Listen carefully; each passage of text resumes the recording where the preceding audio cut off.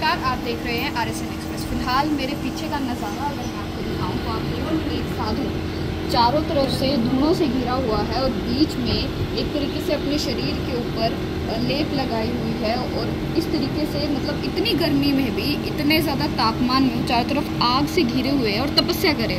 और ये तपस्या छोटी मोटी नहीं बल्कि 2 घंटे की तपस्या रहने वाली है।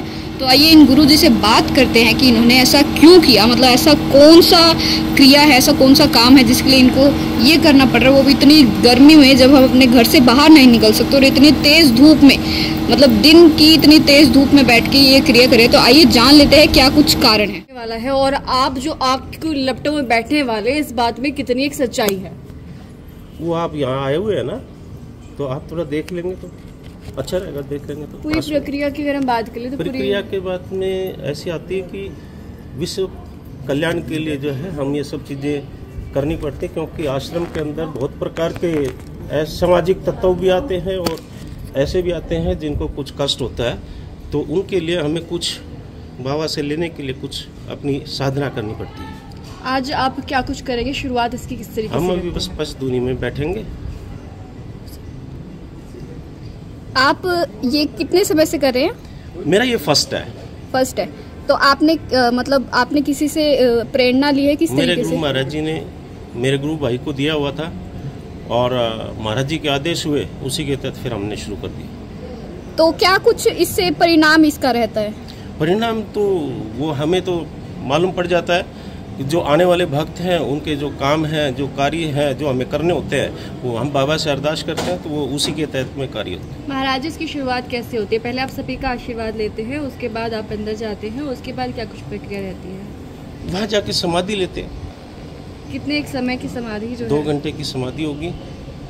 इसमें 108 मिनट का हमें महाराज जी का आदेश हुआ था, तो 108 मिनट हम बैठेंगे। तो क्या अभी शुरू होने वाला है? बिल्कुल। कितने दिन तक आप लोग ये कुछ करने वाले हैं? मैं 8 जून तक बैठूंगा। ठीक है। क्या लगता है 8 जून तक बैठने के बाद किस तरह का परिणाम जो है निकले कर सामने आएगा? परिणाम तो जो मिलना होता है वो हमें साथ साथ में आदेश होते रहते हैं। अभी आपको पता है 9 तपा चल रहा है, इस समय घर से बाहर निकलना भी एक आफत है और आप इस तरीके का एक तरीके से कह सकते हैं धुने में आप बैठेंगे, तो क्या लगता है कोई आपकी सेहत पे असर नहीं पड़ेगा इससे? नहीं, ऐसा कुछ नहीं होता है।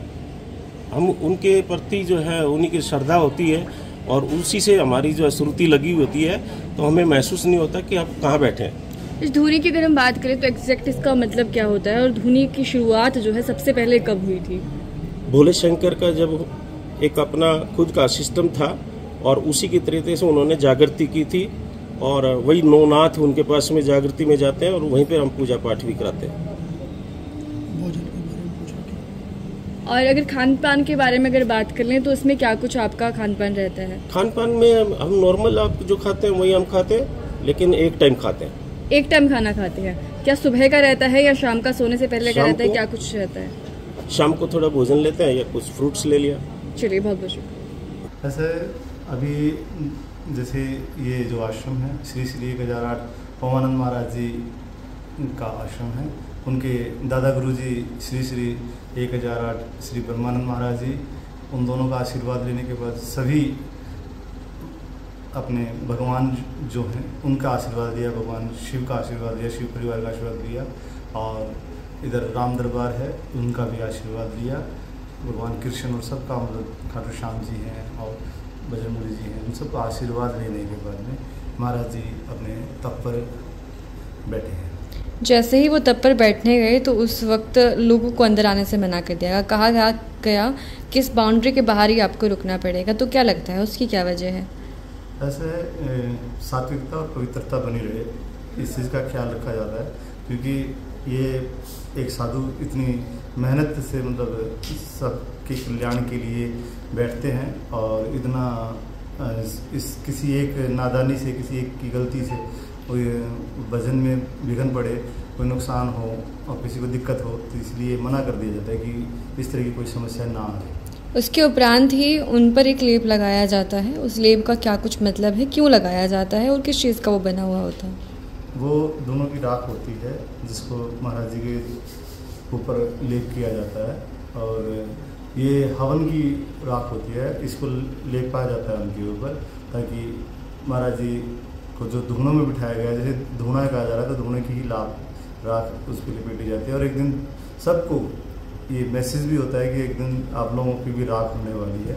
संदेश क्लियर है, समझ में आए तो समझ में आ जाए।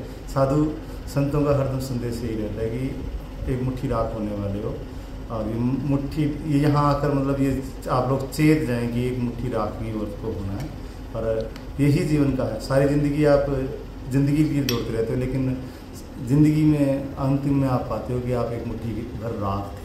चलिए, उसके बाद अगर मैं बात करूँ तो बिल्कुल चारों तरफ जो है उनके गुस्से की भी जो है देखने को मिला, और वहाँ पर जो है उसमें भी हमने अग्नि जो है प्रज्वलित होते हुए देखी। तो उसका क्या कुछ मतलब हम मानते हैं? अग्नि धुना जो लगाए गए हैं उसके अंदर अग्नि जलती है, और वो धुने जला दिए गए जिसके अंदर महाराज जी तप रहे हैं। और उसके बाद जो बाहर सारी जो संगत है वो जीवन है वो परिक्रमा कर रहा है, और केंद्र के अंदर मृत्यु है जिसको एक दिन हमें जानना है। और जीवन बाहर बाहर है, प्रीति प्रीति पर जीवन है, और केंद्र में मृत्यु है, और जो जान लेता है वही सिद्ध हो जाता है। जीते जी मरना ही सिद्ध होना है। उनके तप में बैठते ही एक साधु मुझे वहाँ नजर आए जिन्होंने चारों तरफ पानी की जो है वर्षा कर दी, यानी कि उसका भी कुछ एक अलग उद्देश्य था, या क्या कुछ उसका मतलब? क्योंकि छोटी छोटी चीज़ें हैं, मतलब आप इसको समझने चलेंगे तो अर्थ बहुत गहरे हैं, और हर एक चीज़ का एक गहरा अर्थ अपने आप में लिया हुआ है। आपने सुना होगा सीता मैया के चारों तरफ लक्ष्मण ने एक लक्ष्मण रेखा खींची थी, जो मतलब दिखने में तो बहुत साधारण सी बात थी, लेकिन उसका रहस्य इतना गहरा था कि उस मैया ने जब उस रेखा को जब पार किया तो कहते हैं कि रावण उसको हर कर ले गए। ये रेखा है इस, क्योंकि कुछ लोग ऐसे हैं जो आपको यहाँ दिखाई दे रहे हैं, कुछ लोग ऐसे हैं जो आपको दिखाई नहीं दे रहे, कुछ शरीरधारी हैं, कुछ अशरीरधारी हैं। जो अशरीरधारी हैं अच्छे भी हैं और बुरे भी हैं, तो उन सब की यहाँ पर एक व्यवस्था की गई है कि जो सात्विकता है वो अंदर जा सके, और जो अपवित्रता है वो बाहर ही रह जाए, इस रेखा के अंदर प्रवेश ना कर पाए। इन जन कल्याण के और भी बहुत सारे तरीके हैं, पर गुरुजी ने बताया कि इसका उद्देश्य जन कल्याण है, पर इतनी गर्मी में इस तरीके को अपनाना क्या सही रहेगा? ऐसे जन कल्याण के जो और उद्देश्य हैं उनको भी हम लोग पूरा कर रहे हैं। हम लोग गुरु महाराज जी की तरफ से जो विकलांग हैं उनको समय समय पर उनके लिए कैंप ऑर्गेनाइज रहते हैं, और भारत विकास परिषद की तरफ से जो कार्यक्रम किए जाते हैं गुरु जी महाराज जी उनको हर कार्यक्रमों में बढ़ चढ़कर उसमें भाग लेते हैं।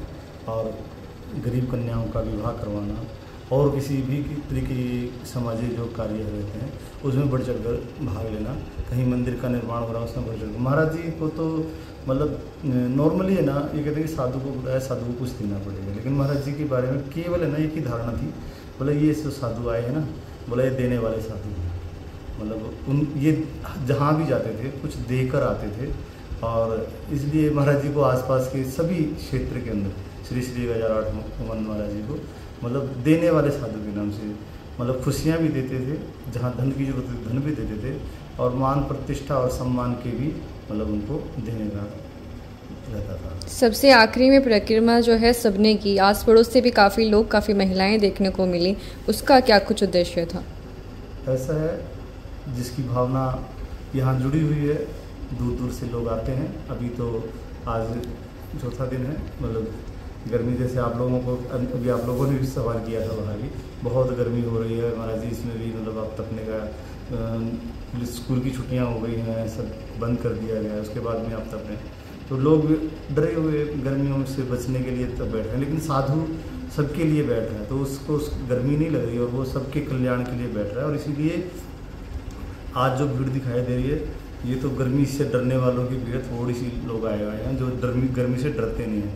बाकी 8 तारीख को आप लोग देखेंगे जो संगत आने वाली है दूर दूर से। इतनी सारी बातें हो ही गई, तो मुझे साधु का असल में अर्थ क्या होता है ये थोड़ा सा बता दीजिए।